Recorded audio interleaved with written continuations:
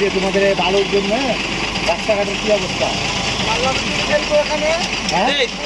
যেখানে গেল তুমি শহরের ভিতরে গাড়ি ঢোকালে তোমাকে যে শহরের ঘাট হচ্ছে যে ডাম্প ট্রাকে বালি নিয়ে আসলে তিরপল দিয়ে ঢাকার নিয়ম, ঠিক কিনা? তাহলে ঢাকুনি কেন? এই যে এই রাস্তা আচ্ছা ঠিক আছে,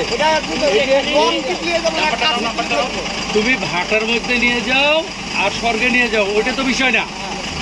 এই যে রাস্তাগুলি ধুলাবালি হচ্ছে, এটাতে পরিবেশ দূষণ হয়, এই ধুলাতে মানুষের অ্যালার্জি হয়, ফুসফুসের ক্ষতি হয়। তাহলে এই ক্ষতি কথা তোমরা ভাববে না?